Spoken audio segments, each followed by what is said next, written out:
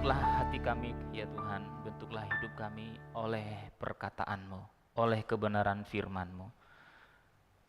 Apapun yang kami alami, apapun yang terjadi di dalam kehidupan kami saat ini, kami percaya ya Tuhan, bahwa Engkau ada bersama dengan kami. Perkataan-Mu lah, kebenaran firman-Mu lah yang akan menguatkan kami. Tuhan kiranya akan terus menolong kami ya Tuhan sebagai anak-anak Tuhan, hidup seperti firman Tuhan yang kami dengar.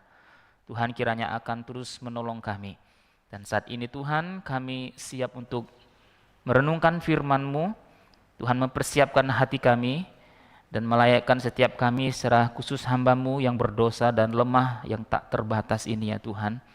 Tuhan memberkati persiapan yang telah dilakukannya. Tuhan menguduskan hamba-Mu menjadi alat berkat di tangan Tuhan, menjadi alat yang kudus dan efektif untuk menyuarakan kebenaran-Mu ya Tuhan. Dan setiap kami berikan hati kami, hati yang sungguh-sungguh tunduk pada otoritas firman Tuhan, bukan pada kebenaran diri kami sendiri. Dan dialah firman-Mu saja yang akan terus menuntun kehidupan kami. Terima kasih Tuhan, kami siap untuk mendengarkan firman-Mu. Dalam nama Tuhan Yesus kami berdoa. Amin. Silahkan jemaat duduk kembali. Saya mengajak jemaat sekalian untuk membuka Alkitab kita dari kitab Kolose pasal 3 ayat yang ke-16. Ini adalah bagian kelanjutan dari renungan kita di minggu-minggu sebelumnya. Kolose pasal 3 ayat yang ke-16. Mari kita membaca bagian ini bersama-sama. 1, 2, 3. Hendaklah perkataan Kristus diam dengan segala kekayaannya di antara kamu, sehingga kamu dengan segala hikmat mengajar dan menegur seorang akan yang lain, dan sambil menyanyikan mazmur dan puji-pujian dan nyanyian rohani, kamu mengucap syukur kepada Allah di dalam hatimu. Jemaat yang kekasih, hari ini kita dikepung dan kita juga menikmati satu kecanggihan yang disebut dengan teknologi, ya. Teknologi itu ada di sekitar dan di dalam kehidupan kita, Bapak Ibu. Sekarang ada istilahnya cepat, akurat, efisien, ya, praktis, cepat, akurat, ya, efisien dan praktis untuk menghasilkan sebuah produk, ya. Dari apapun sekarang ini cepat sekali, apalagi AI sekarang, ya. Apa yang tidak bisa dibuat? Kemarin saya kaget, teman saya nggak bisa main musik, bisa bikin lagu dengan perangkat AI ini. Tinggal masukkan temanya apa, syairnya apa, jenis musiknya apa, masukkan. Wah, jadilah lagu yang bagus. Penyanyinya siapa? Sangat canggih Bapak Ibu. Sekarang ini sangat-sangat kehidupan kita tuh serba canggih. Kalau bisa cepat, ngapain dibuat lambat gitu ya. Tapi ya itulah, zaman berubah dan teknologi banyak membantu kehidupan manusia. Tetapi kita juga harus ingat teknologi adalah buatan manusia. Jadi guys, Tuhan, beberapa puluh tahun yang lalu kalau kita menengok, ya, ini sekitar 80-an, 90-an, bahkan sekarang ini juga ada, ya, ketika seseorang mencuci baju, ya, kita pakai gilesan itu loh, gilesan yang bergerigi. Entahkah dia mencuci di sumur, ya, mama saya, kakek saya, dan saya juga mengalami ini, mencuci di sumur, mencuci di sungai, ya. Bahkan di daerah perkotaan di Jakarta, saya pernah menyaksikan dari tahun 2010, kok nyucinya di kali. Kalau kalinya bersih, cuci manual di pinggir kali di daerah Jakarta, Bapak Ibu, ya.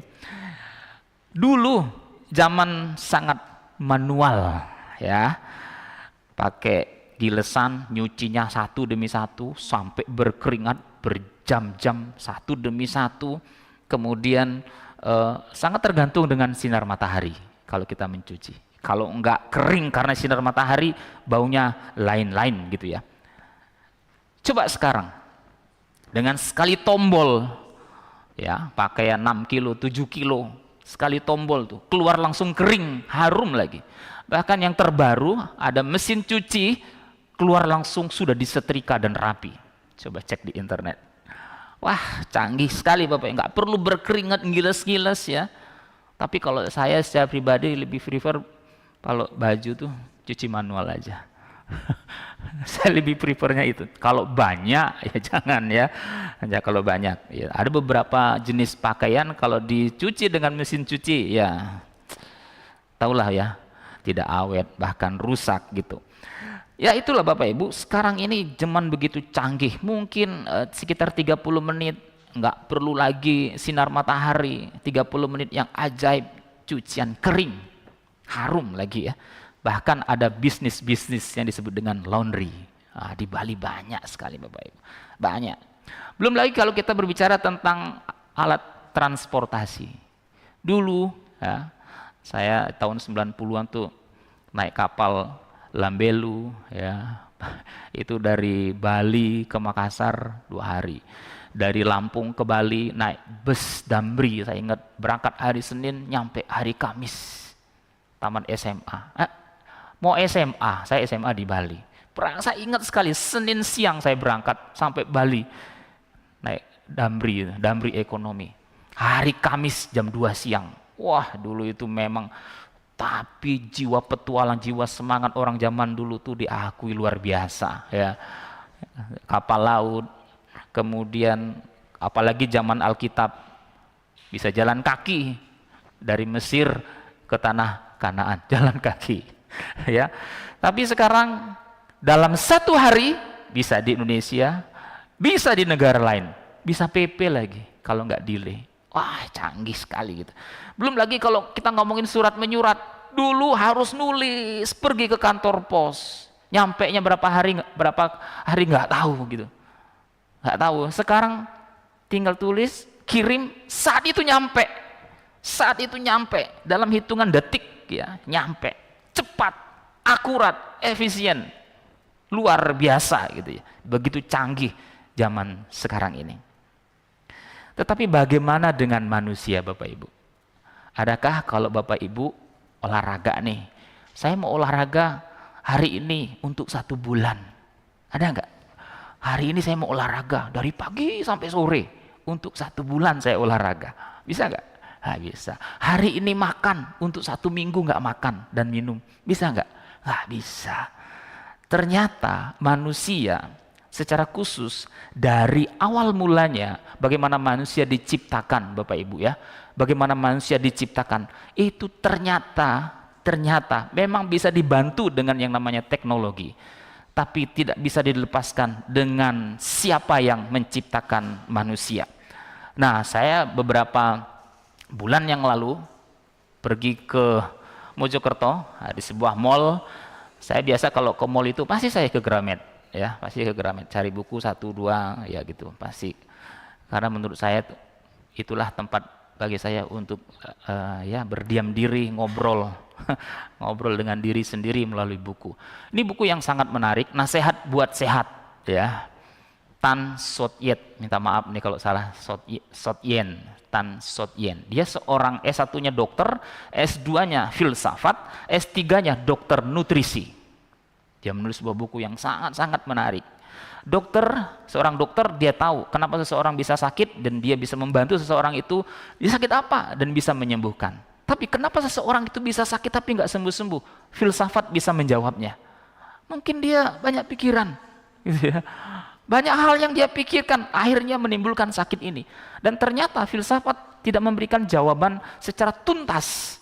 Kemudian seseorang yang sakit, dia ambil S3 nutrisi, dokter ahli gizi. Ternyata untuk bisa sehat, makanan juga menentukan. Kalau makananmu gula terus, pola makanmu nggak sehat, suatu saat pasti sakit. Ini seorang dokter yang ngomong. Tapi ketika dia mengatakan bagaimana dengan manusia, dia kembali melihat bagaimana manusia itu diciptakan. Nah, Bapak Ibu yang kekasih, 9 bulan seorang bayi itu dibutuhkan dan dia harus tinggal di dalam rahim ibu. Itu disebut sebagai hidden activity, satu kegiatan ilahi Siapa yang mengerjakan? Allah selama 9 bulan. Allah sendiri yang mengerjakan. Adakah campur tangan teknologi? Gak bisa. Kalau dia lahir 6 bulan prematur, apalagi 4 bulan, 7 bulan lahir prematur. Kurang lebih, bisa kurang bisa lebih, 9 bulan dia harus melewati masa itu secara proses yang ajaib, dan yang mengerjakan adalah Allah sendiri. Itu adalah kegiatan ilahi yang dikerjakan oleh Allah. Dokter hanya bisa mengamati minggu pertama, minggu 3 sampai 5 dan sebagainya di dalam rahim mama, bagaimana perkembangan bayi itu. Itu dikerjakan oleh Allah sendiri. Dan karena kita tahu bahwa kita diciptakan demikian dahsyat dan ajaib oleh Tuhan, kita tidak bisa hidup tanpa Tuhan. Tidak bisa digantikan dengan apapun. Tidak ada istilahnya proses percepatan seorang bayi. Cepat, efektif, akurat, efisien. Tidak ada. Masa 9 bulan ini harus dilalui. Begitu lahir, dia nggak bisa langsung lari. Ya, nggak bisa lari. Nggak bisa langsung ambil makanan, minuman sendiri. Dia lemah dan tidak berdaya. Dia harus belajar tengkurap, ya, merangkak. Semuanya itu harus dialami. Bahkan bayi yang 6 bulan nggak merangkak, di depan ada masalah nih. Proses-proses itu dijalani dan harus dilewati. Ada tahapan-tahapan klasik menurut dokter ini. Tahapan-tahapan klasik yang harus dan kudu dilewati, nggak boleh tidak, ya. Menegakkan kepala, memiringkan badan, tengkurap, belajar duduk, jatuh lagi, merangkak, berjalan, terus berlari. Itulah proses, ya. Dan dalam hal ini perkembangan teknologi apapun, ya, istilahnya, ya mungkin bisa men-trigger, istilahnya bisa. Tetapi proses ini harus dilalui, dan itu kalau orang dalam ilmu pengetahuan memang begitu diatur oleh hukum alam semesta, Sang Pencipta. Nah, Bapak Ibu yang dikasihi oleh Tuhan, Alkitab mengatakan bahwa kita ini dibentuk di tenun buah pinggang kita oleh Allah dari rahim ibu kita. Kejadian kita dahsyat dan ajaib. Bapak Ibu, ini kejadiannya dahsyat ajaib. Ya, 9 bulan dikerjakan oleh Allah sendiri. Kita ini ciptaan Allah, manusia pertama diciptakan oleh Allah. Dan Mazmur 139 menegaskan, kita ini dibentuk oleh Allah. Engkaulah yang membentuk aku. Karena Allah yang menciptakan kita, maka sebagai orang percaya, tidak mungkin kita hidup tanpa Tuhan. Makanya Bapak Ibu, setiap minggu kita ke gereja. Ngapain setiap minggu ke gereja? Minggu depan ke gereja lagi, minggu depan ke gereja lagi. Bisa nggak? Ya, ke gereja waktu Paskah, waktu Natal. Bisa. Sehat nggak? Tidak sehat. Atau ibadah 1 minggu untuk 1 bulan. Nanti 1 bulan, minggu pertama karena perjamuan kudus datang lagi. Untuk seterusnya enggak ibadah lagi. Atau doa 1 hari, hari Minggu untuk Senin sampai Sabtu, bisa enggak? Enggak bisa, enggak bisa.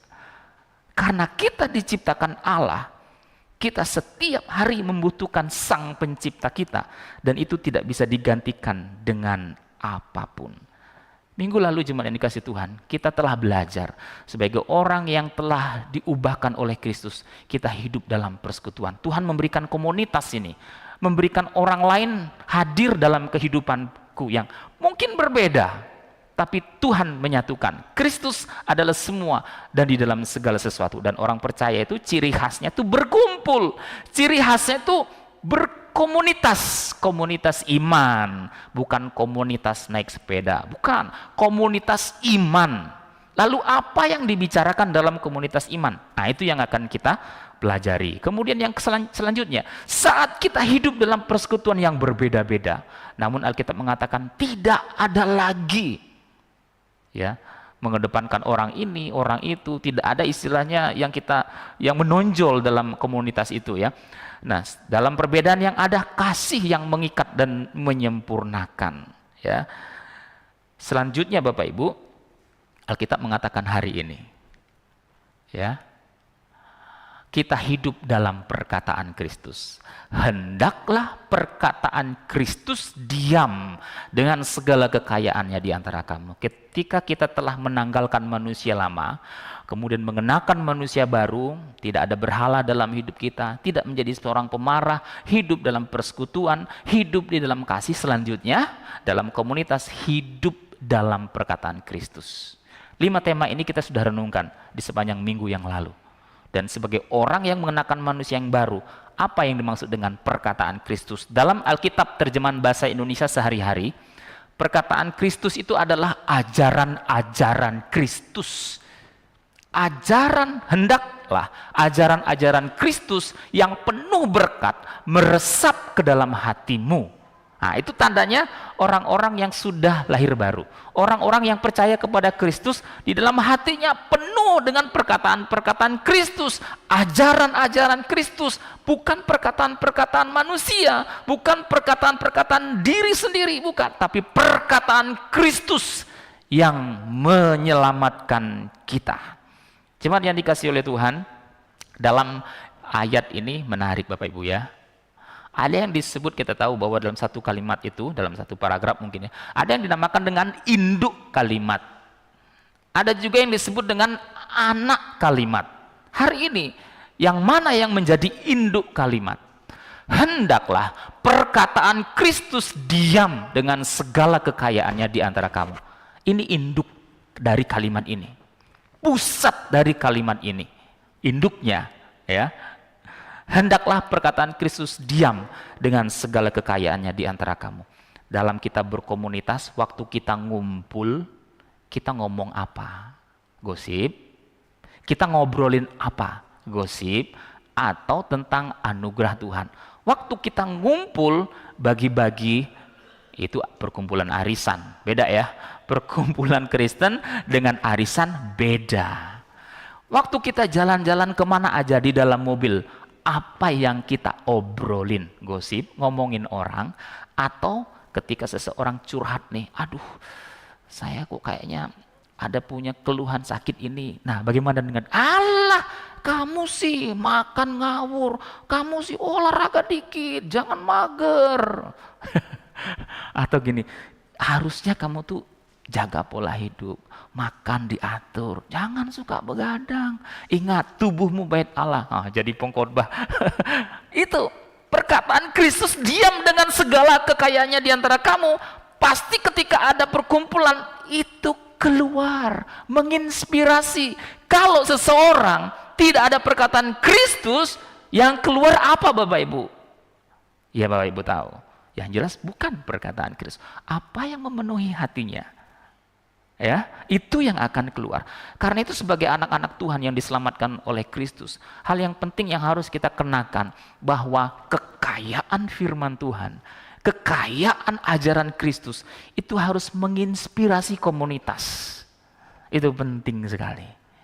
Ya, itu sangat-sangat penting. Dan inilah yang disebut dengan induk kalimat.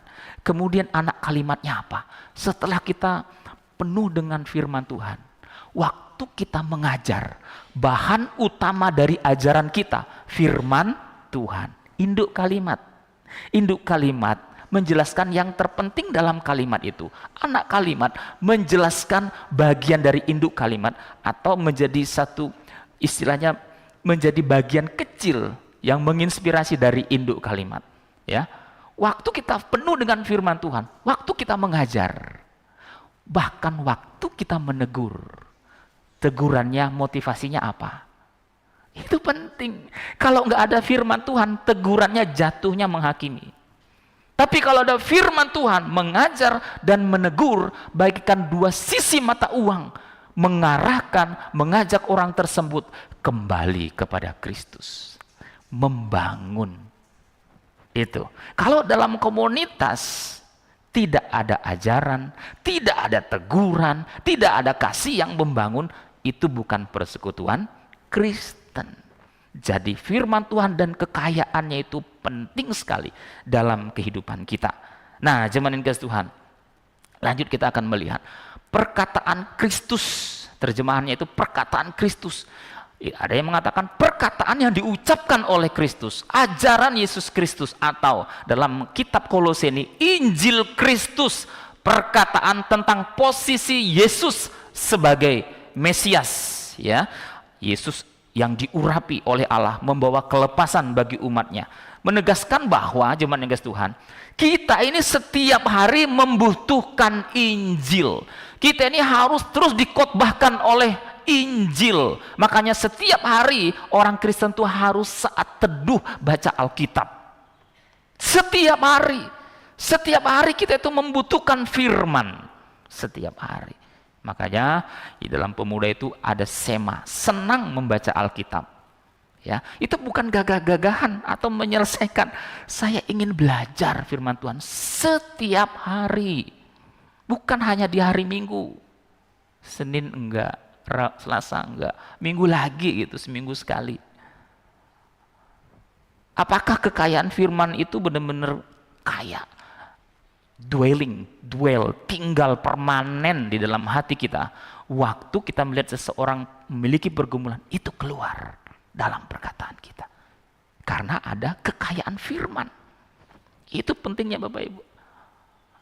Injil Yesus Kristus itulah yang akan terus memperkaya kehidupan kita dan memperkaya kehidupan orang lain.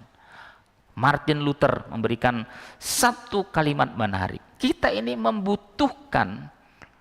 memerlukan untuk mendengar Injil setiap hari, ya, every day, setiap waktu, ya.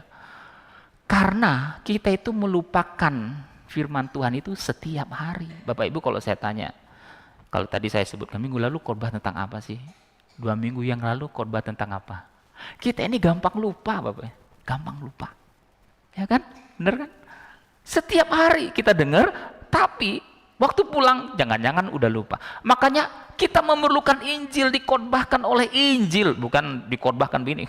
Merenungkan firman Tuhan setiap hari. Karena ini kita itu gampang lupa. Tiap hari baca firman Tuhan. Injil Yesus Kristus menjadi bahan dasar perbincangan, menjadi bahan dasar percakapan dalam perkumpulan kita. Ya, baik di rumah, dimanapun. Bukan harus Bapak Ibu harus mengkhotbahkan, enggak. Bukan itu maksudnya. Tetapi bagaimana kita mengingatkan seseorang itu untuk mengingat akan karya Kristus di dalam dirinya. Bukan hanya menjadi lebih baik, bukan.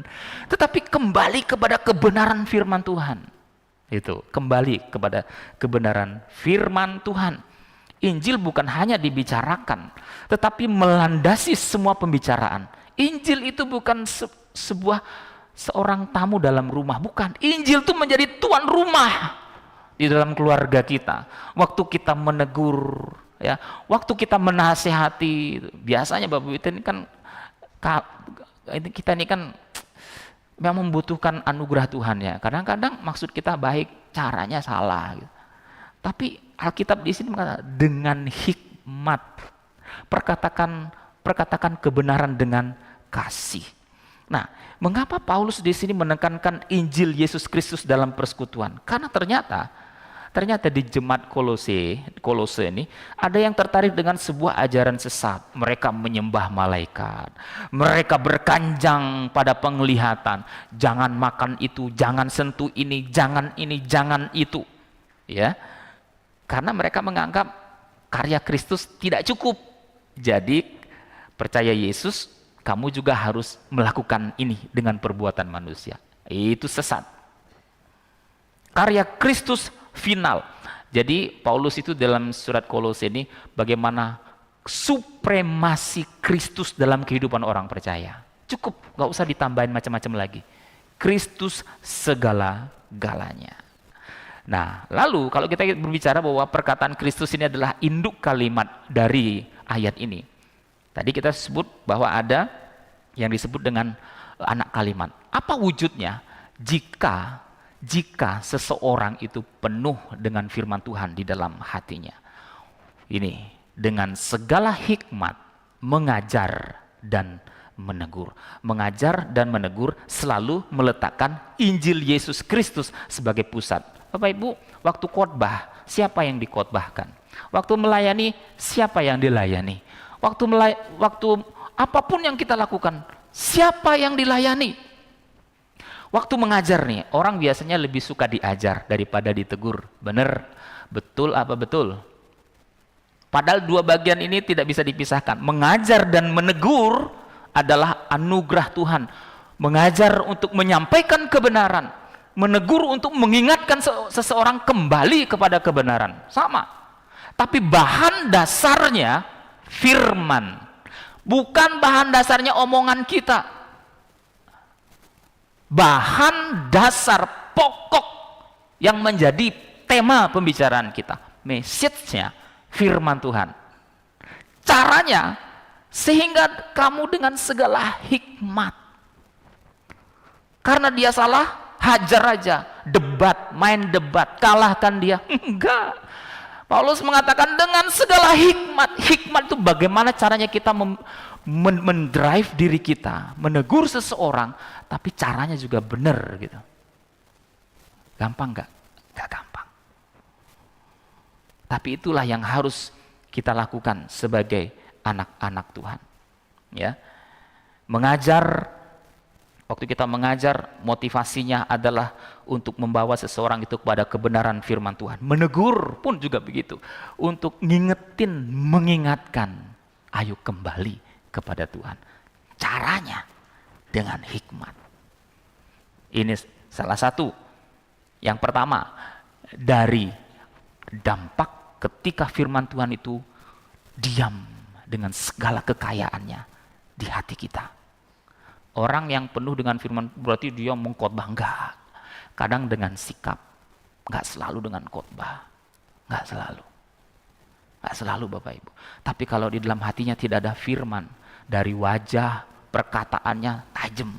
Waduh, tidak menjadi berkat. Karena apa? Kering, enggak ada firman, enggak ada kebenaran, tidak ada kekayaan, tidak ada Yesus Kristus yang ada dirinya di dalam hatinya. Jatuhnya orang itu akan menolak. Ya, bahkan di sini kita pesan kita baik kalau caranya saja tidak penuh hikmat, ya. Kalau dalam mengajar nih, mengajar ya. Di mengajar dan menegur itu dua bagian yang penting lah. Seorang guru bukan hanya ngajar aja, mengajar, tapi ketika murid melakukan kesalahan ditegur. Harusnya begini, ya kan? Tapi kita sukanya diajar gitu. Nah, kemudian yang kedua, waktu mengajar bahannya firman Tuhan, waktu menegur bahannya firman Tuhan, caranya juga penting. Yang kedua ini menarik. Orang yang penuh dengan firman Tuhan, dia gemar menaikkan puji-pujian kepada Tuhan. Bukankah orang Kristen dikenal sebagai orang yang suka bernyanyi, ya? Sambil menyanyikan mazmur dan puji-pujian dan nyanyian rohani, kamu mengucap syukur kepada Allah. Ini adalah anak kalimat, induk kalimat di atasnya. Tadi mengajar dan menegur, bahan utamanya firman Tuhan. Waktu kita menaikkan puji-pujian, ini adalah jenis nyanyian. Di kala itu ada mazmur, puji-pujian, nyanyian rohani. Itu cukup, ya itu yang dimaksud Paulus. Tidak mudah membedakan mana mazmur, mana puji-pujian dan nyanyian rohani. Tetapi dalam hal ini Paulus mengatakan bahwa ketika kamu menyanyi, nyanyianmu beritanya adalah Injil. Nah, ada dua jenis biasanya lagu itu. Lagu yang bersifat vertikal, suci, suci, suci, atau majesty. Majesty itu jelas vertikal, sebuah pengagungan kepada Tuhan. Tapi ada lagu yang bersifat horizontal, yang menguatkan iman kita.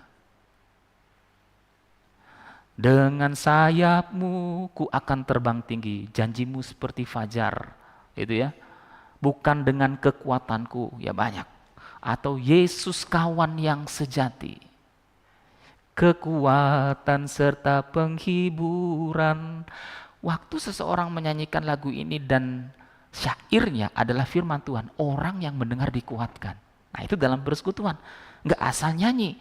Jadi apapun jenis musik itu, pesan dasarnya adalah Injil. Jangan berkata, wah ini lagu kayaknya nggak nyentuh gak nyentuh hati saya. Bapak Ibu, pujian itu bukan untuk kita, untuk Tuhan.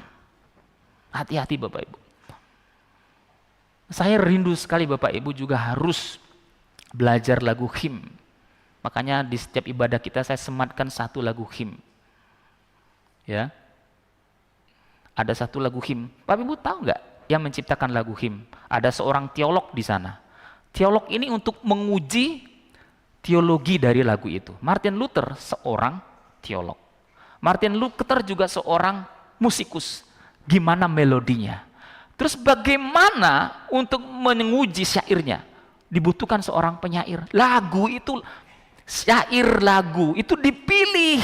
Nggak boleh boros kalimat, sedikit kata, dampaknya dahsyat. Sama seperti syair, puisi. Gitu. Maka dibutuhkan seorang teolog, seorang penyair, seorang musisi. Itu lagu Kristen yang baik. Siapa penciptanya? Nggak sembarangan. Apakah lagu itu hanya untuk memuaskan dirinya? Atau untuk bahan dasarnya kembali lagi Kristus, perkataan Kristus. Itu penting sekali. Pesan lagu itu lebih penting daripada kemasan atau melodi lagu itu. Melodi itu netral Bapak Ibu. Yang membedakan mana lagu rohani dan tidak, syair. Syairnya, melodi netral. Tidak ada melodi rohani, melodi duniawi, nggak ada. Yang membedakan syairnya dan siapa penciptanya. Apakah dia percaya kepada Tuhan, apa syairnya itu berpusat pada Injil atau enggak. Meninggikan Kristus atau enggak. Nah, itu. Jadi ketika menaikkan puji-pujian, nyanyian rohani, itu bahan dasarnya kembali lagi ke induk dari kalimat ini. Perkataan Kristus dengan segala kekayaannya di antara kamu. Jadi jemaat yang dikasihi oleh Tuhan, waktu kita menaikkan pujian, ya, waktu mungkin ada orang yang persembahan pujian solo, dia sendiri dikuatkan, orang yang mendengar dikuatkan, ya kan? Orang akan dikuatkan melalui apa? Karena syairnya berpusat pada Injil. Pertanyaannya jemaat yang dikasihi Tuhan, apakah kekayaan dari perkataan Kristus, ajaran Kristus, Injil Yesus Kristus mewarnai hidup kita, mewarnai perkataan kita sebagai anak-anak yang sudah ditebus, sebagai seorang manusia baru yang meninggalkan manusia lama, tidak hidup di dalam dosa lagi, ya, kita mengenakan manusia yang baru. Bukan hanya kita tidak ada berhala, kemudian kita juga tidak menjadi seorang pemarah, kita hidup dalam persekutuan, kita juga hidup di dalam kasih. Dan apakah di dalam kita bersekutu, dalam kita berkomunitas, waktu kita duduk bareng-bareng, obrolan kita adalah tentang firman Tuhan. Apakah perkataan Kristus keluar dari bibir kita yang membangun dan menguatkan, membawa seseorang untuk kembali kepada Tuhan dan mengingatkan akan penebusan Kristus. Itulah komunitas iman Kristen. Dan ini tidak bisa digantikan dengan teknologi apapun. Zaman akan terus berganti. Teknologi makin berkembang pesat. Bapak Ibu harus duduk membaca firman Tuhan. Merenungkannya, melakukannya. Bapak Ibu harus datang dalam persekutuan ibadah hari Minggu. Dan setiap hari renungkan firman Tuhan.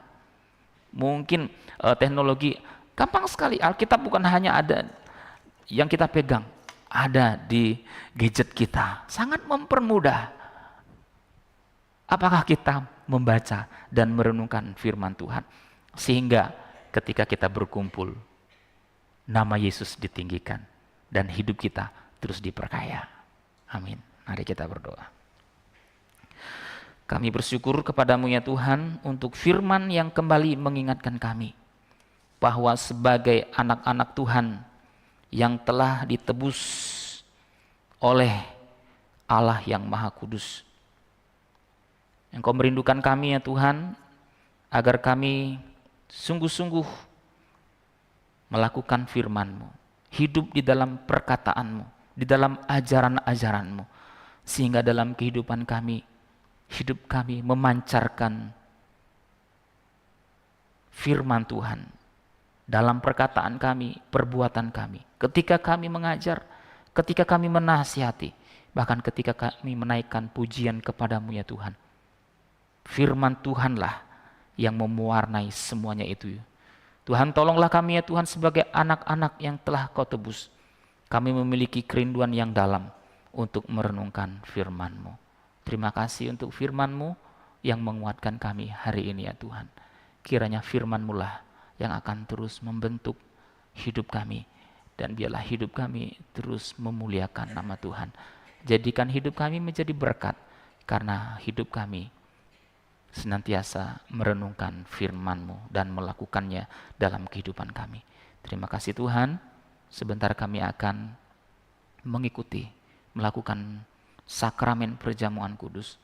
Tuhan, layakan dan kuduskan kami. Biarlah ketika kami mengikuti perjamuan kudus ini, kami diingatkan akan kasih Kristus yang besar, sehingga dalam kehidupan kami ya Tuhan, kami terus membawa hidup kami sesuai dengan kebenaran-Mu. Terima kasih Tuhan, dalam nama Tuhan Yesus kami berdoa. Amin. Mari kita mempersiapkan diri kita untuk mengikuti sakramen perjamuan kudus. Bagi yang bertugas, saya undang untuk maju ke depan. Kita menaikkan pujian dari KPPK 399, bahwa Tuhan telah memberikan nyawanya bagi kita. Pertanyaannya, apa yang sudah kita berikan kepada Tuhan? Dan biarlah hari ini iman kita kembali diteguhkan dan dikuatkan. Mari kita menaikkan pujian Nyawaku Diberikan. Kita naikkan pujian ini sebagai satu kekuatan pada Tuhan, bahwa kasih Tuhan begitu besar dalam kehidupan kita.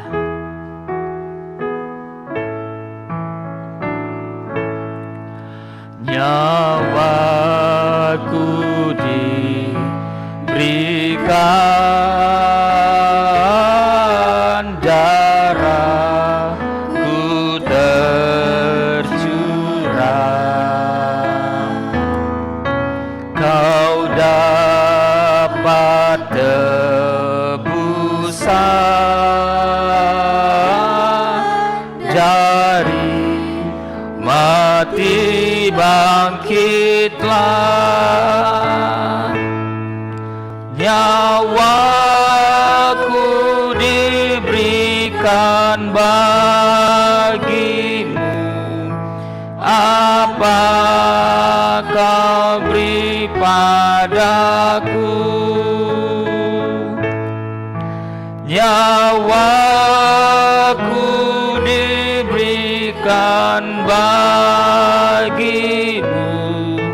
apa kau beri padaku?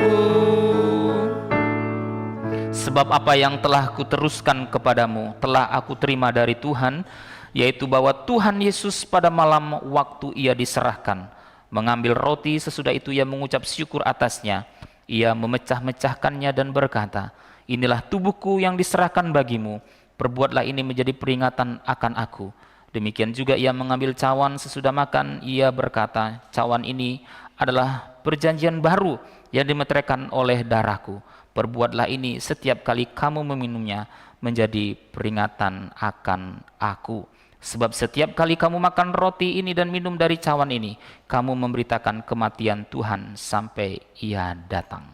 Perintah untuk mengikuti perjamuan kudus adalah perintah dari Tuhan Yesus Kristus sendiri, agar kita senantiasa diingatkan dan terus memberitakan akan kematian Tuhan sampai ia datang pada kali yang kedua. Perjamuan kudus ini, jemaat yang kekasih, mengingatkan bahwa Kristus datang ke dalam dunia ini, ia menderita, mati di atas kayu salib untuk menggantikan hukuman yang seharusnya kitalah yang dihukum.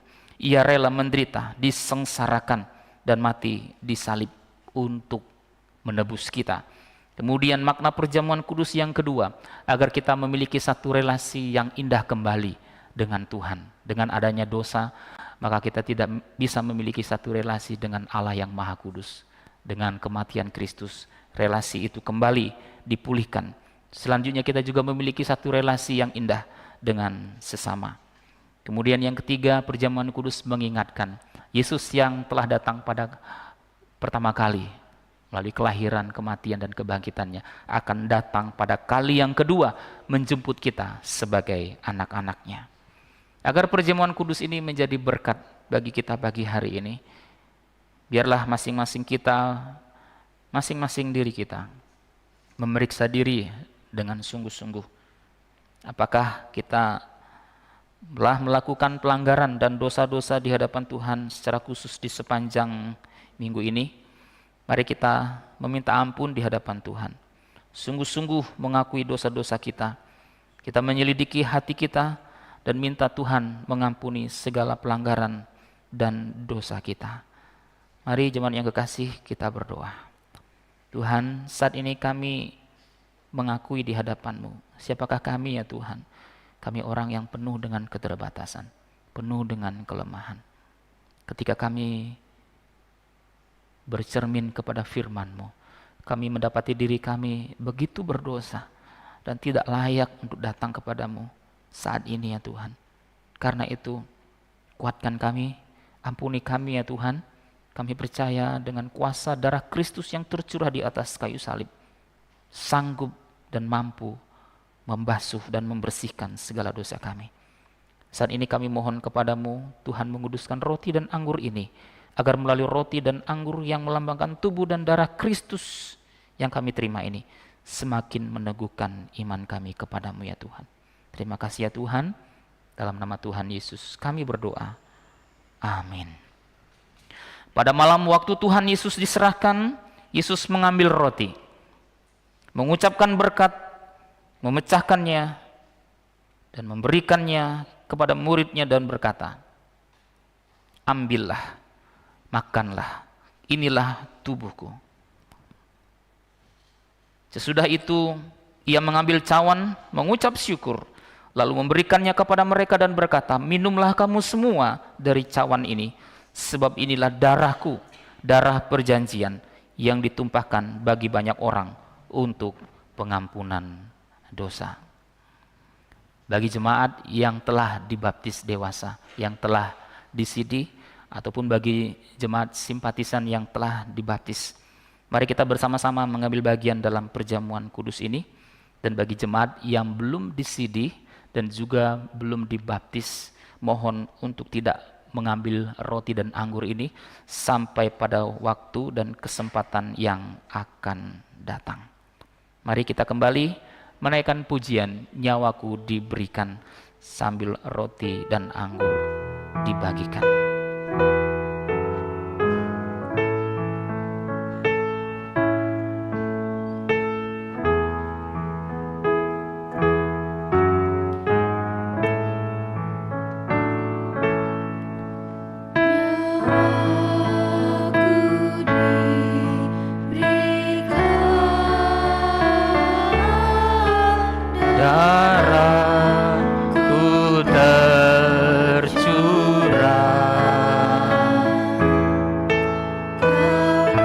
Jemaat yang sudah mendapatkan roti dan anggur boleh bangkit berdiri. Dari mati bangkitlah, nyawaku diberikan bagimu, apa kau beri padaku, nyawaku diberikan bagimu, apa kau beri padaku. Ku tinggalkan surga dan tahta yang mulia, ku masuk dunia gelap dan jadi manusia. Ku tinggalkan semua bagimu, semua bagimu, apa kau beri padaku. Ku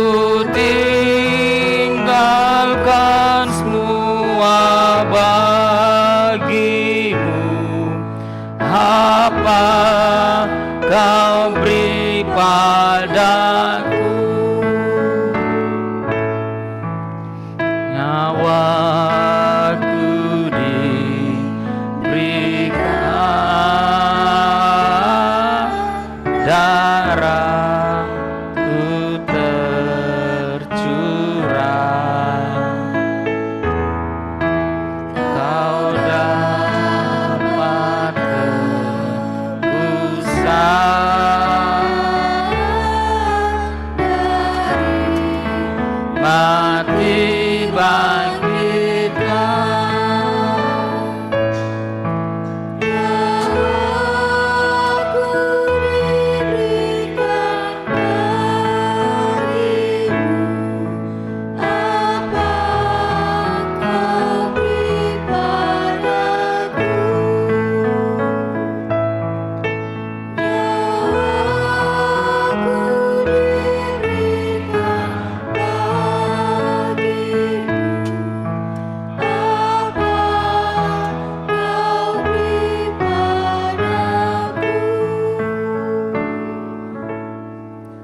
Apakah ada di antara jemaat yang belum mendapatkan roti dan anggur?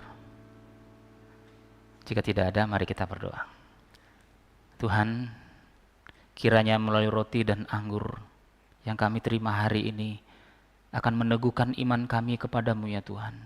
Kami hidup setia sampai Tuhan datang menjemput kami.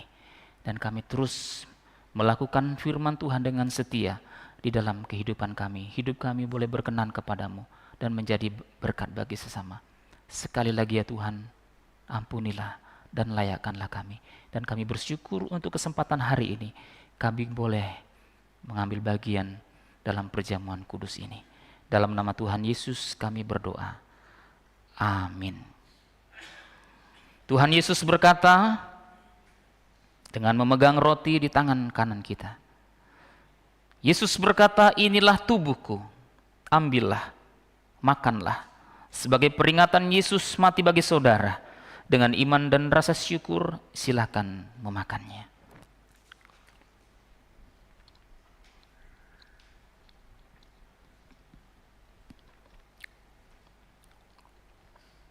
Mari kita mengangkat anggur di tangan kanan kita.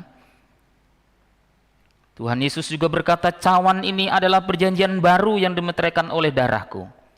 Ambillah, minumlah, sebagai peringatan darah Yesus dicurahkan bagi saudara. Dengan iman dan rasa syukur, silakan meminumnya.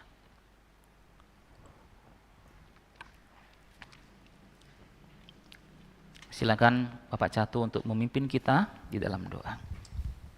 Mari kita berdoa. Bapak dan Ibu juga terima kasih Tuhan kalau pada pagi hari ini kami semua boleh satu meja perjamuan dengan Engkau Tuhan. Ini merupakan suatu anugerah bagi kami semua yang berdosa Tuhan. Kiranya melalui perjamuan ini kami menerima cawan dan roti, boleh mengingatkan kami semua Tuhan bahwa kami ini manusia berdosa, tapi Engkau telah menebus kami dengan darah-Mu tercurah di kayu salib. Dan kiranya kami boleh terus memandang Engkau sebagai satu-satunya Tuhan dalam hidup kami, sehingga kami boleh serupa dengan Engkau dari hari demi hari. Terima kasih Tuhan, terima kasih Yesus. Kami telah berdoa, haleluya, amin. Amin. Silakan jemaat duduk kembali. Sambil cawan akan dikumpulkan, kita naikkan pujian ini kembali, ayat yang kedua, nyawaku diberikan bagimu.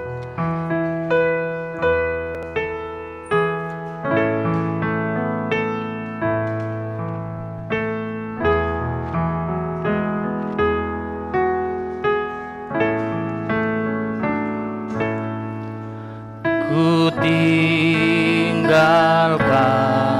surga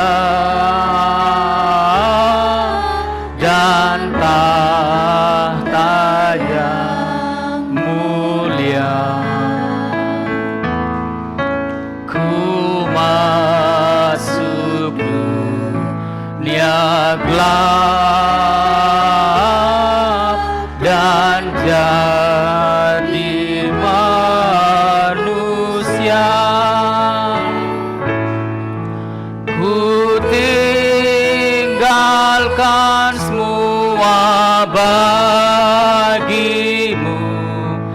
apa kau beri padaku? Ku tinggalkan semua bagimu. Apa kau beri padaku? Ku tinggalkan semua bagimu. Apa kau beri padaku? Ku tinggalkan semua bagimu. Apa kau beri padaku?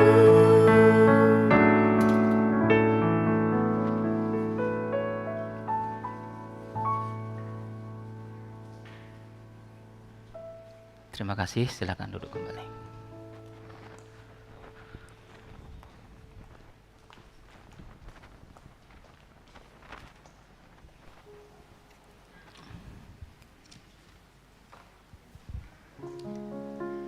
Puji Tuhan, kita bersyukur kepada Tuhan. Oleh anugerah Tuhan, kita beroleh rahmat untuk bersama-sama semeja perjamuan bersama dengan Tuhan. Biarlah ini mengingatkan kita senantiasa akan kasih Tuhan yang besar untuk kita. Kita akan bersama-sama memberikan persembahan dan satu pujian kiranya mengingatkan kepada setiap kita bahwa hidup kita berarti oleh karena Kristus sudah mati bagi setiap kita. Biarlah kita mau memberi yang terbaik untuk Tuhan dan bersyukur untuk kasih karunia-Mu. Nilai hidupku.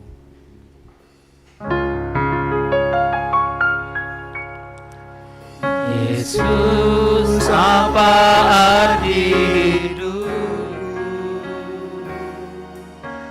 Bila kau tak berikan nyawa-Mu,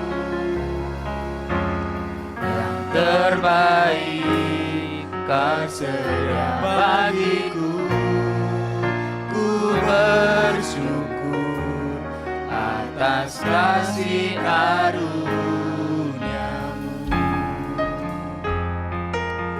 Mari Bapak Ibu yang dikasihi Tuhan, kita renungkan akan pujian ini untuk kita mau bersyukur kepada Tuhan selalu. Salibmu membuka mataku, betapa berharga nilai hidupku.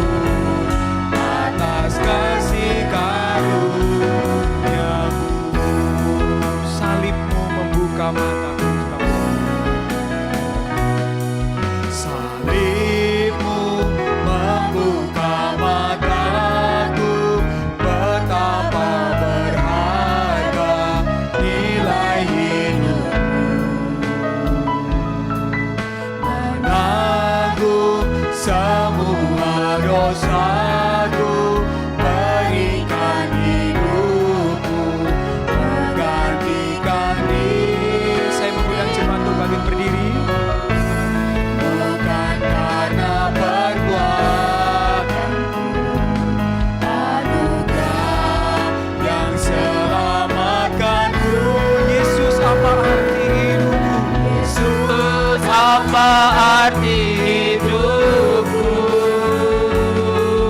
bila kau tak berikan nyawamu yang terbaik tersedia bagiku. Ku bersyukur atas kasih karunia-Mu. Yesus, Kaulah arti hidupku yang telah memberikan nyawa-Mu yang terbaik tersedia bagiku. Ku bersyukur atas kasih karunia-Mu yang terbaik tersedia bagiku, yang terbaik tersedia bagiku. Ku bersyukur atas kasih karunia. Sekali lagi katakan, yang terbaik Kau berikan bagiku, yang terbaik tersedia bagiku. Ku bersyukur atas kasih karunia-Mu. Ku bersyukur atas kasih karunia-Mu. Ku bersyukur atas kasih karunia-Mu.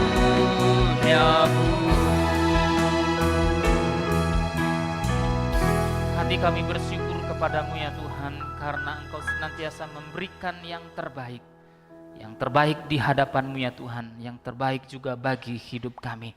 Terima kasih Tuhan atas penyertaan-Mu secara khusus di sepanjang minggu ini. Engkau memberikan kepada kami kekuatan, memberikan kepada kami kesehatan, menyertai keluarga kami dalam pekerjaan dan usaha yang kami lakukan. Tuhan menolong kami sehingga kami boleh bekerja dengan baik. Kami bersyukur Tuhan juga memberikan berkat dalam pekerjaan kami. Kami sungguh menyadari Tuhan itu semua datangnya dari Tuhan. Kami mengucapkan syukur atas pertolongan-Mu ya Tuhan bagi kehidupan kami. Saat ini kami juga bersyukur oleh karena Tuhan memberikan kesempatan kepada kami untuk membawa persembahan. Tuhan, terimalah persembahan ini menjadi satu persembahan yang berkenan di hadapan-Mu dan juga menjadi alat untuk pelayanan Tuhan secara khusus di gereja-Mu di tempat ini. Sekali lagi ya Tuhan, kami menyerahkan diri kami ketika kami melakukan aktivitas kami di sepanjang minggu ini. Tuhan kiranya menuntun kami, Tuhan menyertai kami dan memberkati kami, menjadikan hidup kami berkat bagi sesama kami. Terima kasih Tuhan. Saat ini kami teringat untuk pilkada pada tanggal 27 November. Dengan calon yang setelah didaftarkan, Tuhan kami berdoa. Tuhan kiranya akan memberikan kepada kami seorang pemimpin yang membawa Indonesia ke arah yang lebih baik. Secara khusus bagi kota Jombang, Tuhan memberikan kepada kami seorang bupati, wakil bupati beserta jajarannya. Tuhan memberikan yang terbaik sesuai dengan kehendak Tuhan. Kami teringat juga ya Tuhan untuk kondisi politik di bangsa kami, secara khusus dalam masa peralihan pemerintahan dari Bapak Jokowi ke Bapak Presiden terpilih mendatang, Bapak Prabowo. Tuhan kiranya akan menolong semuanya ini boleh berjalan dengan baik. Kami berdoa untuk kondisi ekonomi di Indonesia, Tuhan juga akan menolong, memberkati semuanya dalam kendali Tuhan. Dan biarlah pemerintah yang memberikan, mengeluarkan kebijakan, biarlah kebijakan itu juga kebijakan yang bijaksana sehingga boleh memberikan kemajuan secara khusus di bidang ekonomi di Indonesia ya Tuhan. Saat ini kami berdoa untuk persiapan pemilihan majelis di gereja kami Tuhan. Tuhan kiranya akan menolong, memberkati dalam proses semuanya ini. Tuhan kiranya akan turut campur tangan, dan biarlah ya Tuhan kepercayaan yang Tuhan berikan untuk melayani, Engkau taruh itu di dalam hati kami. Dan biarlah kami boleh memberikan yang terbaik untuk melayani Tuhan di gereja di tempat ini. Kami berdoa untuk calon majelis, Tuhan kiranya akan terus memberkati. Terus berdoa ya Tuhan untuk renovasi gereja, Tuhan kiranya akan terus menyertai. Biarlah semuanya ini boleh berjalan dengan baik, tepat pada waktunya, dan Tuhan mencukupi biaya yang dibutuhkan. Kami terus berdoa Untuk tukang-tukang yang bekerja, Tuhan juga menyertai, memberikan keselamatan dan memberikan kekuatan yang dari Tuhan. Saat ini Tuhan, kami bersyukur bersama dengan jemaat yang berulang tahun pada minggu ini. Kami berdoa untuk Bapak Antoni, Saudari Angel, Bapak Kohar, Ibu Tan Kimoy, adik kekasih kami Lisa, Saudara Albert, dan adik kekasih kami Excel yang berulang tahun dalam minggu ini. Tuhan, Engkau yang sudah memimpin dan menyertai mereka satu demi satu, memberikan pengalaman hidup yang berharga berjalan dengan Tuhan. Tuhan kiranya akan terus memimpin, menyertai dan memberkati, terus bertumbuh di dalam Tuhan, terus memberikan kesehatan dan kekuatan. Tuhan memberkati kedua orang tua mereka. Sebagai orang tua, Tuhan memberikan hikmat, Tuhan memberkati usaha dan pekerjaan yang dilakukan. Apapun rencana ke depan, Tuhan kiranya akan terus memberkati, mengingatkan mereka agar terus memperkaya hidup dengan Injil Tuhan Yesus Kristus, sehingga hidup mereka boleh menginspirasi hidup orang lain, dan mereka menjadi alat yang kudus untuk membawa orang lain untuk datang kepadamu, menyembah kepadamu ya Tuhan. Terima kasih ya Tuhan, kami terus berdoa, menyerahkan setiap diri kami dalam pergumulan kami masing-masing. Kami percaya bahwa Engkau tidak pernah jauh dari hidup kami. Engkaulah kekuatan kami, Engkaulah sandaran kami. Mungkin ada di antara kami yang ada dalam kelemahan tubuh yang sakit, Tuhan akan menolong, memberikan kekuatan, menyembuhkan, dan memberikan penghiburan yang berasal dari Tuhan. Ini doa kami Tuhan, yang kami panjatkan di dalam nama Tuhan Yesus Kristus, satu-satunya juru selamat yang hidup. Kami berdoa, amin. Silakan jemaat duduk kembali. Selamat hari Minggu, jemaat yang kekasih Tuhan. Hari ini tanggal 1 September.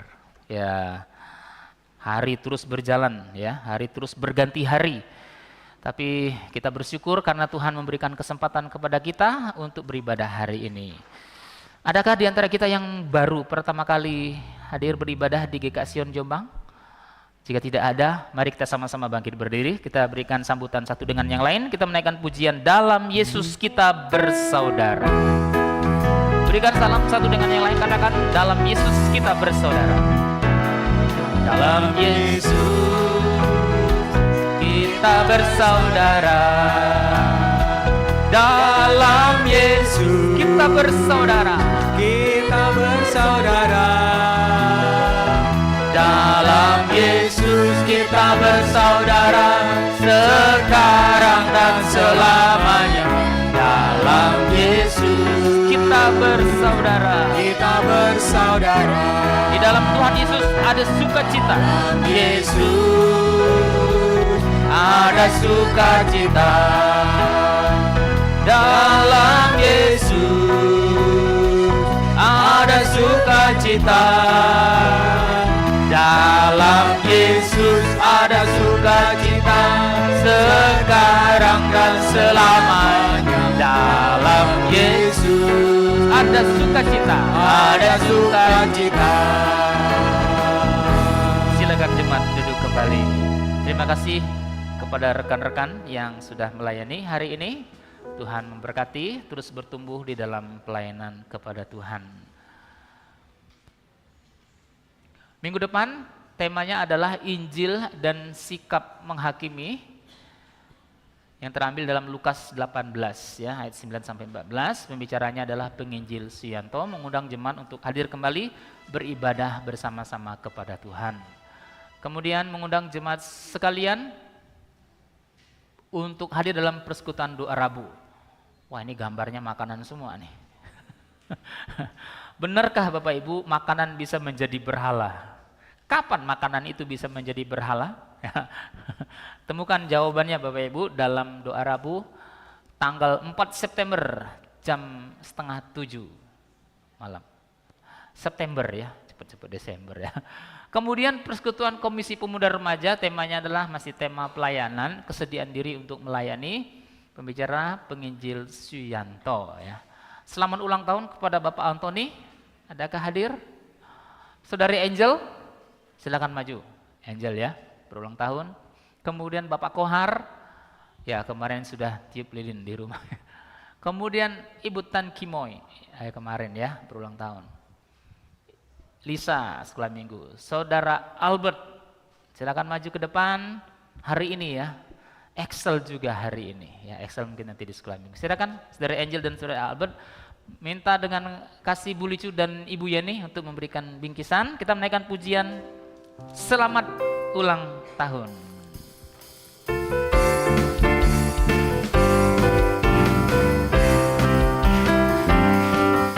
Selamat ulang tahun kami ucapkan padamu. Selamat hari jadi. Tuhan Yesus memberkati. Yesus memberkati. Kami selalu berdoa agar kau tetap setia melayani Yesus, Tuhan dan Raja kita. Kami mengucap syukur, Tuhan telah pimpin langkahmu. Anakmu yang berulang tahun, saudara, selamat ulang tahun. Selamat ulang tahun, Tuhan terus memimpin dan terus melayani Tuhan, terus bertumbuh dalam Tuhan. Silakan duduk kembali.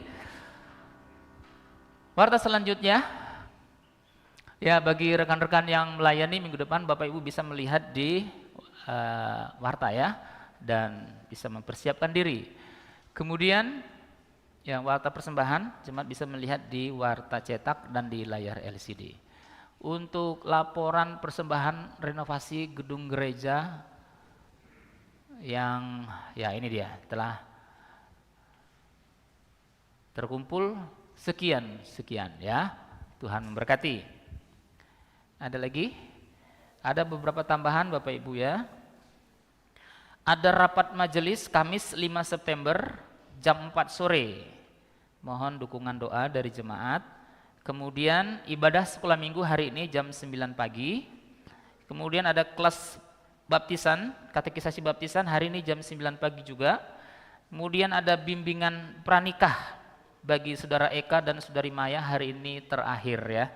Hari ini terakhir karena bahan bimbingan telah selesai, Tuhan berkati. Kemudian juga ada juga bimbingan pranikah bagi saudara Andreas Wibawa dan saudari Felicia. Boleh bangkit berdiri? Ya, ini dia ya. Saudara Andreas dan saudari Felicia, Tuhan memberkati, yang akan dimulai hari Senin besok ya. Besok Senin malam jam 6 jam sore. Tuhan memberkati ya. Kemudian mengundang jemaat untuk bersama-sama ikut, oh ya paduan suaranya sudah tidak menambah anggota lagi Bapak, sudah cukup ya.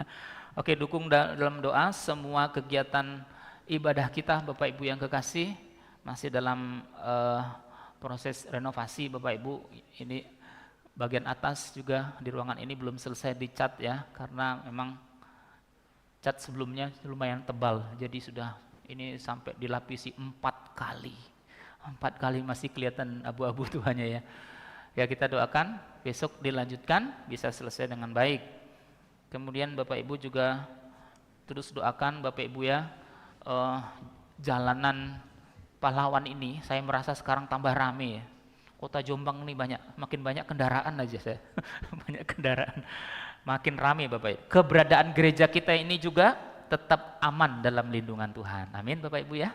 Nah Bapak Ibu yang memiliki kerinduan untuk sharing firman Tuhan, nah bukan hanya doa aja, sharing firman Tuhan, Bapak Ibu bisa hadir di doa Rabu ya. Ingin belajar firman Tuhan lebih dalam lagi, hari Rabu ibadahnya ya 1,5 jam Bapak Ibu ya. Kita di situ bisa sharing firman Tuhan, sharing bahan doa, ya itu bisa saling menguatkan. Saya undang kita untuk hadir di doa Rabu. Untuk majelis sebentar boleh bertahan sebentar, kemudian besok jam 12 siang majelis diharapkan untuk hadir karena ada pertemuan dengan tim sinode yang berjumlah 4 orang di tempat ini ya. Saya rasa itu saja Bapak Ibu. Jika tidak ada, saya undang kita semua sama-sama bangkit berdiri. Kita menaikkan pujian doksologi.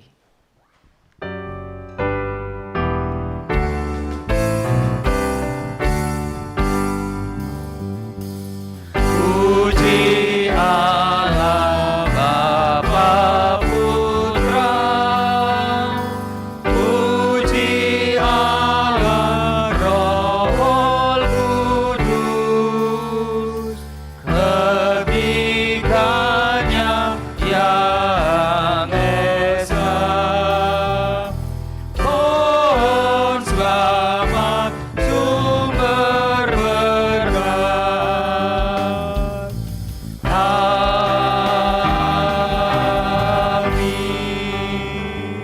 Jemaat yang dikasihi oleh Tuhan, kita telah beribadah kepada Tuhan hari ini. Pulanglah dan lakukanlah firman Tuhan dengan setia di dalam kehidupanmu, dan terimalah berkat dari Allah Tritunggal. Tuhan memberkati engkau dan melindungi engkau. Tuhan menyinari engkau dengan wajah-Nya dan memberi engkau kasih karunia. Tuhan menghadapkan wajah-Nya kepadamu dan memberi engkau damai sejahtera mulai hari ini sampai selama-lamanya. Amin.